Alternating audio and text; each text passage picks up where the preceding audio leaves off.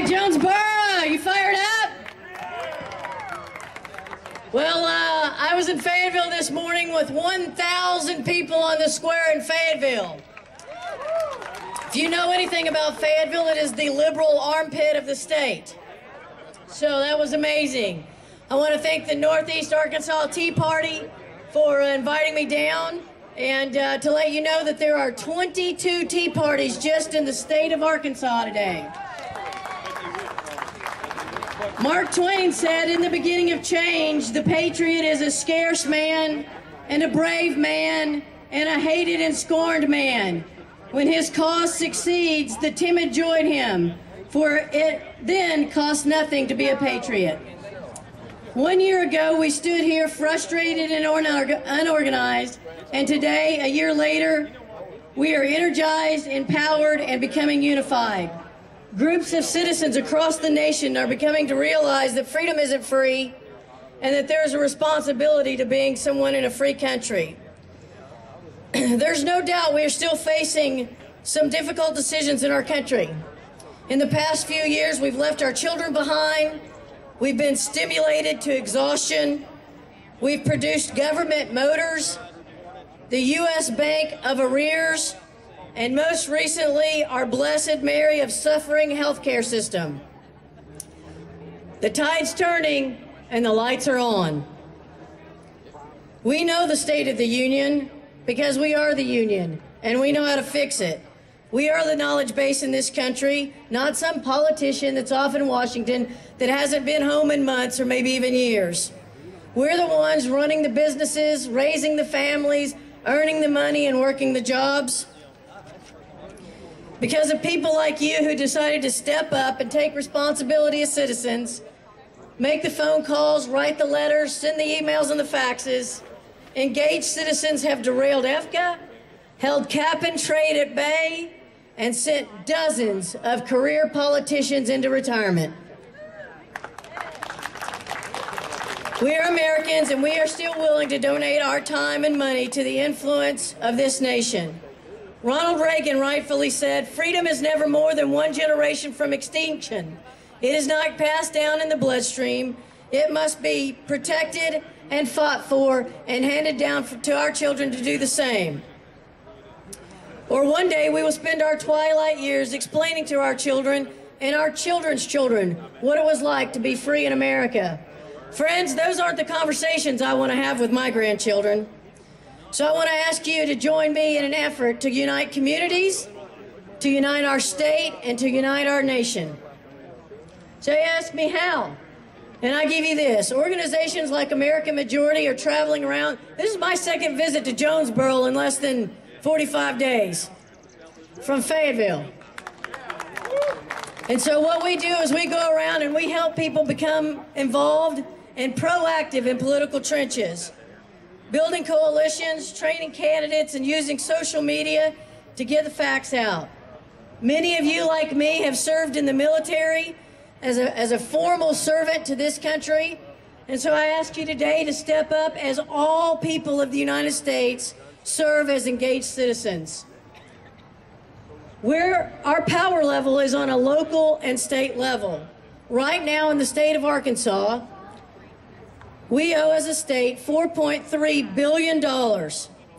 Every man, woman, and child breathing in the state of Arkansas owes $4,305 in debt. That does not include any federal money, does not include the stimulus plan, and does not include the health care plan.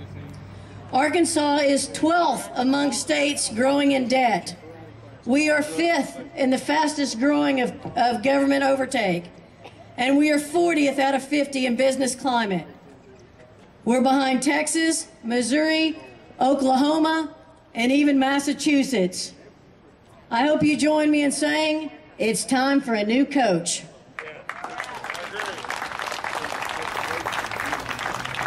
So in order to form our more perfect union, we must find and encourage people in each and every community to become vested in the betterment of that community. Citizens willing to use their time, money, and talents. People who are willing to become more informed, more engaged, and more empowered. Friends, we can disagree on issues, But can we agree we want the right to disagree? Can we agree that we want free markets, physical responsibility, and limited governments? Do you want to be right, or do you want to be free? We need to build coalitions like our forefathers 200 years ago, engaging our friends and neighbors and families, formulating a plan and setting goals and implementing strategies. We need to get plugged in. Over 200 years ago, between 1770 and 1776, there were over 400 pamphlets that were written and distributed. Those were written on presses. Now we have Twitter and we have Facebook. We have harps. They had gardens. We have Sonic. They had mamas. Statistics shows that liberal messaging beats conservative messaging 18 to 15 on the web. You know why? Because organized people with bad ideas beat unorganized people with great ideas every single time. Yeah.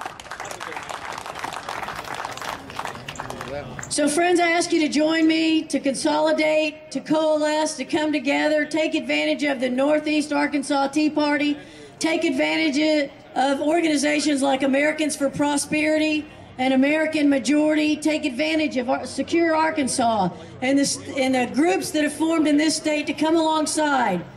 All they ask for is your donations to help pay for things. They don't ask for a membership fee or anything of that nature, but just to help pay for literature. So I would ask you to go home and implement these things. On Saturday the 17th, which is this Saturday, American Majority will be holding a training in Little Rock from 10 a.m. to 4 p.m. to help people find out how to become proactive and to get involved in the political trenches in this state. Imagine where we will be a year from now if we work like it depends on us, put blinders on, and get to the business of fixing our nation. I commit to you to give up time with my family, time on the golf course, time in front of the TV and the computer to ensure my children's future tomorrow. I pledge my time, my money, and my talents for liberty and for justice for all. So let me be clear, Democrat, Republican, independents, and libertarians, political parties are meaningless. We are Americans, and you are all on notice. Understand that we are the government and you work for us. We demand that you listen and that you respond.